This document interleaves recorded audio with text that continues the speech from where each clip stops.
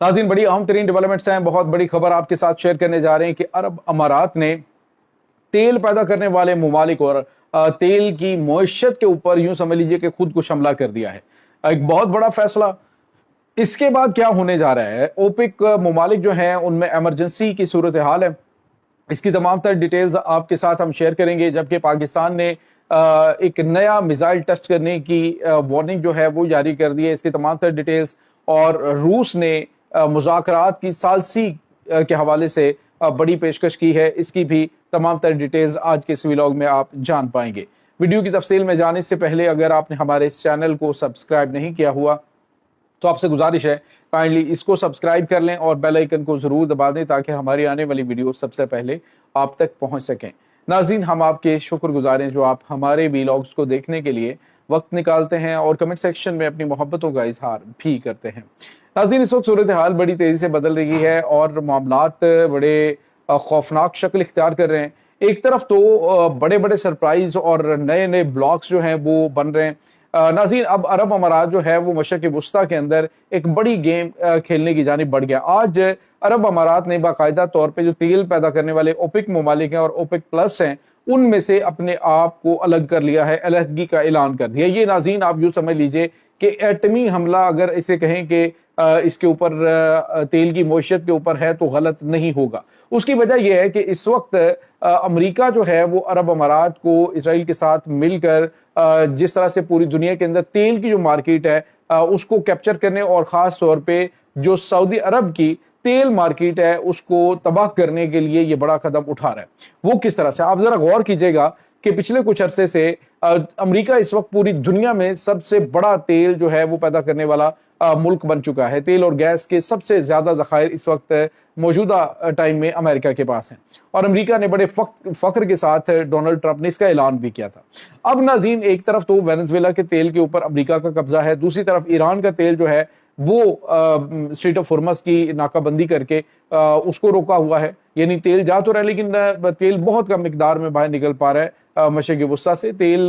की तकरीबन 70% जो तरसील है ईरान के हवाले से वो बंद हुई है। फिर स्ट्रेट ऑफ होर्मुज़ बंद होने के हवाले से दीगर अरब ममालिक का तेल भी नहीं जा रहा। ऐसे में जो अरब ममालिक हैं जिसमें मुत्तहिदा अरब अमारात जो है वो अहम तरीन मेंबर रहा है अरसा दराज से, ये अब क्या करने जा रहा है, ये अमेरिका के साथ मिलकर जो तेल की मार्केट है उसके कड़ाके निकालने जा रहे हैं। यानी जो अजारादारी होती थी ओपेक ममालिक की कि वो मुश्तरका तौर पर तेल की कीमतें जो हैं वो अप डाउन करने के हवाले से बड़े फैसले करते थे। तेल की जो पैदावार है उसको रोक के रखते थे जी कि तेल हम ज्यादा पैदा नहीं करेंगे ताकि कीमतें बढ़ी रहें। लेकिन अब जो है वो अमेरिका इनके साथ मिलकर सऊदी अरब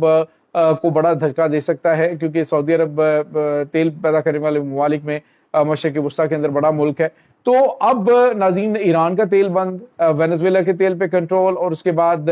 सऊदी अरब का तेल जो है वो अब ये हौसियों को या ईरान के ऊपर हमला करके इनको इस कदर ज़िच कर देंगे कि वो मे बी के जो इनकी से बहर अहमर से गुजरने वाली पाइपलाइन है उसको निशाना बना दें और उसको वहाँ से तेल की तरसील को रोक दें। तो आ जाके वही उनके पास एक रास्ता बचता है। बाकी रही बात पाकिस्तान में आइंदा उन्होंने इसीलिए तो ये गवादर वाली जो ऑयल रिफाइनरी है इसको फौरी तौर पे तामीर करने के हवाले से जो है वो ऑर्डर्स दिए कि हमारा जो है वो तेल जो है वो फौरी तौर पे अगर इस तरह के मामलात होते हैं मुस्तकबिल में तो वो कहीं बंद ना हो जाए। लेकिन नाज़रीन, फिलहाल जो ममालिक हैं उनमें इस वक्त सूरत हाल काफ़ी ज़्यादा ख़राब है क्योंकि इससे क्या होता है कि अगर कोई मुल्क जो है वो तेल की कीमतें अपनी मर्जी से, यानी पहले तो ये है कि कलेक्टिवली पूरी दुनिया में तेल की कीमतें जो है वो अप डाउन होती हैं, लेकिन अभी जो है वो अरब अमारात का अपना ज़ाती मशवरा होगा, जो इसराइल कहेगा या अमेरिका कहेगा उसने वही करना है। तो वो क्या फैसला करता है, वो तेल जो है उसकी पैदावार ज़्यादा कर देता है तो तेल की कीमतें जो हैं वो मार्केट के अंदर जो है तवाज़ुन बरकरार नहीं रह सकेगा। सो मामला जो है वो काफ़ी इस हवाले से ख़राब हो सकते हैं। अरब अमारात की जानिब से ये सरासर फैसला जो है वो अमेरिका और इसराइल की वहाँ पे किया गया है ताकि अरब ममालिक जो हैं वो आसपास के उनको ज़िच किया जा सके। इसके बाद नाज़रीन, आपको ये बताते चलें एक और बड़ी और अहम तरीन डेवलपमेंट है और डेवलपमेंट ये है कि पाकिस्तान ने, आपको पता है कि 1 मई तक जो है वो इस वक्त नोटम जारी किया हुआ है और इसमें पाकिस्तान कुछ नए मिसाइल टेस्ट करने जा रहा है। आज पाकिस्तान ने फतेह 2 का तजर्बा किया है یعنی آلریڈی پاکستان نے بنایا ہوا یہ میزائل، لیکن اس کو لائیو فائر کر کے پن پوائنٹ ایکوریسی کے ساتھ ٹارگٹس کو ہٹ کیا گیا، اور یہ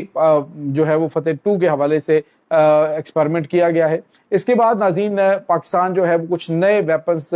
یورپی یونین کی جانب سے بھی یہ دعویٰ کیا گیا کہ پاکستان خطے کا سب سے تیز ترین ایسا میزائل بنا رہا ہے جو کہ ایسا ہوگا کہ دنیا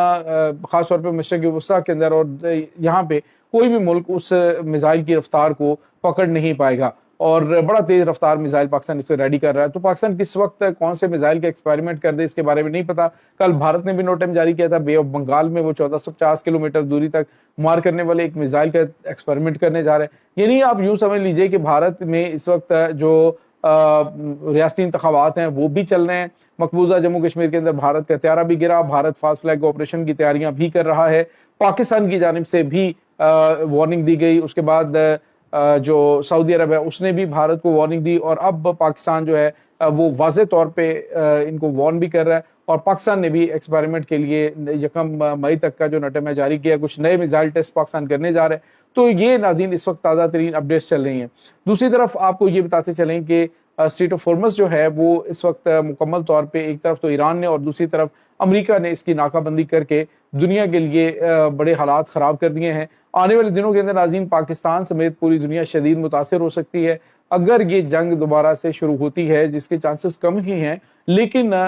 چانسز موجود بھی ہیں، کیونکہ امریکہ کے بارے میں کوئی بھی پریڈکشن کرنا وہ کچھ نہیں اس کے بارے میں کہا جا سکتا، وہ کبھی بھی کوئی فیصلہ جو ہے وہ اپنا تبدیل کر لیتے ہیں۔ فی الحال ناظرین محمد بن سلمان شوق میں ہے، جو عرب امارات نے خود کو اوپیک پلس ممالک سے اور اوپیک ممالک سے الگ کیا ہے، اور رشیا جو ہے اس کی جانب سے بھی حیرانگی کا اظہار کیا گیا ہے۔ اب ناظرین دوسری طرف رشیا اور ایران کی جو میٹنگ ہوئی ہے، اس میں رشیا نے ثالثی کی پیشکش کی ہے امریکہ اور ایران کے درمیان مذاکرات کے حوالے سے۔ تو ناظرین یہاں پہ آپ کو یہ بتاتے چلے کہ جو مرضی ممالک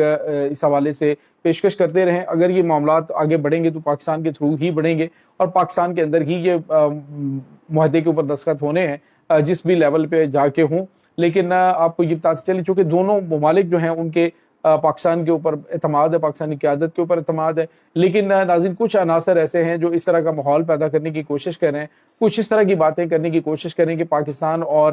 ایران کے درمیان تعلقات جو ہیں ان میں پرابلم آئے۔ تو یہ چیزیں جو ہیں وہ ناظرین ان عناصر کے لیے کافی زیادہ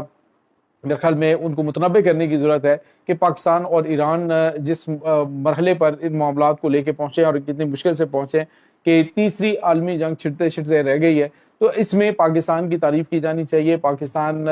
جتنی محنت سے کام کر رہا ہے اس محنت کو ہم سلام پیش کرتے ہیں، اور یقینی طور پہ پاکستان کامیاب ہوگا، کیونکہ ایسے ہی یہ پاکستان کے حصے میں سعادت نہیں آئی کہ یہ تیسری عالمی جنگ کو رکوانے کا سہرا پاکستان کے ساتھ سجے۔ اب چاہے امریکہ